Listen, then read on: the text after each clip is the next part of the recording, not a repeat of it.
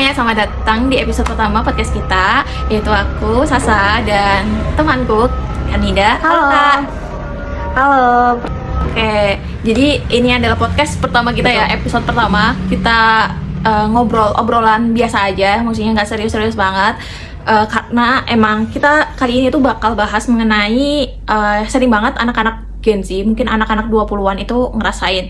Kita bakal bahas mengenai quarter life crisis gitu. Nah, mungkin kalian semua pada ngerasa sih, mungkin pada ngerasa sedang ada di fase ini, atau mungkin malah nggak sadar kalau misalkan kalian itu emang kerasa gitu. Nah, jadi kayak mikir, sebenarnya aku tuh mau kemana sih? Sebenarnya aku tuh udah bener belum sih apa yang aku jalanin gitu. Nah, kita bakal ngobrolin semua itu bersama Kaninda ya. Oke.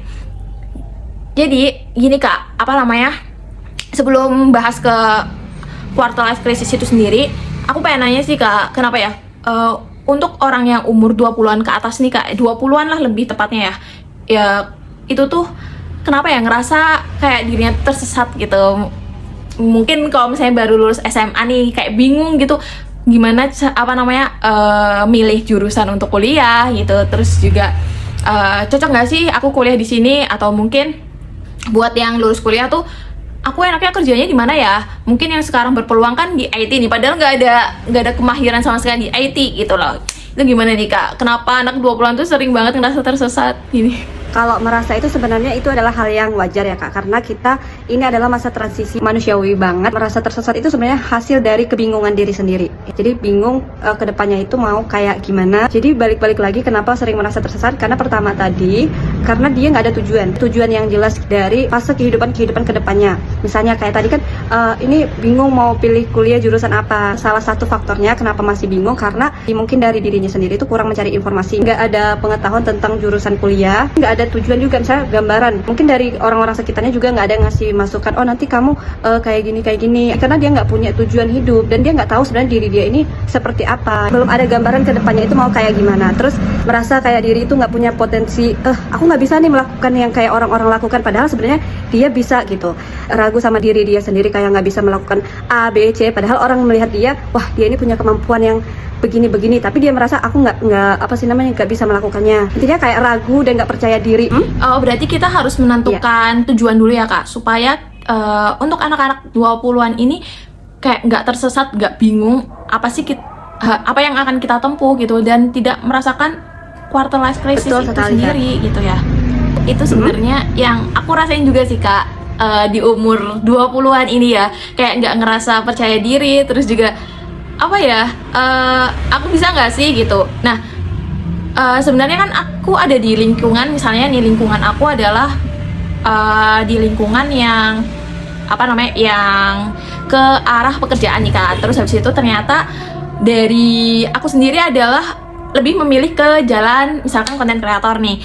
Sebenarnya untuk lingkungan itu sendiri tuh berpengaruh nggak ya Kak sama tujuan kita, misalnya kita menentukan tujuan dan sebagainya, dan kita keluar dari quarter life crisis ini? Kalau lingkungan itu ya berpengaruh ya Kak ya, sangat berpengaruh, karena bagaimanapun juga lingkungan itu memberi efek baik positif ataupun negatif ke diri kita. Iya sih gitu ya teman-teman. Jadi emang lingkungan itu sangat berpengaruh. Makanya kalau kita di lingkungan yang salah pun kita bakal ngikut lingkungan itu ya Kak. Tapi juga kalau kita emang punya suatu tujuan, itu sebisa mungkin ya memang lingkungan sebelumnya mungkin di A, tapi kita tetap mencari lingkungan baru gitu ya buat mendukung tujuan kita gitu. Kak, ini sih Kak, sekarang kan sosial media tuh pasti semua orang itu pasti pada pegang sosial media nih Kak.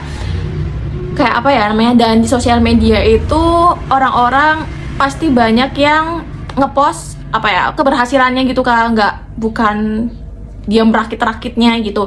Sebenarnya tuh seberapa besar sih Kak sosial media tuh membuat kita itu ngerasa tertinggal gitu, karena pasti orang update di sosial media itu pasti tentang pencapaiannya ya Kak, nggak mungkin tentang kegagalannya atau mungkin gimana sih orangnya lika-likunya, nggak mungkin ya, menurut saya itu nggak mungkin. Nah itu gimana, pengaruh banget nggak sih ya Kak sama diri kita itu jadi ngerasa tertinggal gitu loh Kak. Kok orang-orang bisa ya berhasil di umur 25 tahun 1 miliar gitu. Kita pribadi itu jawabannya berpengaruh banget karena bisa dilihat untuk aktivitas kita zaman sekarang gitu ya Kak, hampir 24 jam kita itu berada di media sosial, dalam arti entah kita yang melakukan update di media sosial ataupun kita yang menjadi penonton di media sosial. Cuma di sini harus kita garis bawahin kalau yang di media sosial itu adalah hanya potongan dari sebagian kehidupan terindah seseorang.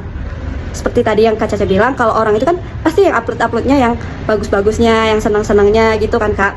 Jadi nggak mungkin lah kalau susah-susahnya itu mereka upload gitu. Cuma tergantung dari diri kita sendiri gimana untuk ngontrol, oh ini ambil sisi dari positifnya, dan ini setiap orang itu pasti punya perjuangan gitu loh Kak. Nggak mungkin dia tiba-tiba langsung bisa menghasilkan 1M di usia 20 tahun pertama gitu Kak. Harus melalui proses yang panjang. Sebenarnya pertama yang harus kita pahami, media sosial ini cuma hiburan. Yang pertama hiburan. Yang kedua, kita harus kayak afirmasi ke diri kita sendiri kalau media sosial ini cuma potongan kecil dari bagian kehidupan mereka yang menyenangkan. Jadi kalau kita udah tahu konsep itu, ketika kita melihat postingan orang tentang misalnya pencapaian dia, kayak kita merasa oke, berarti dia udah mencapai ini.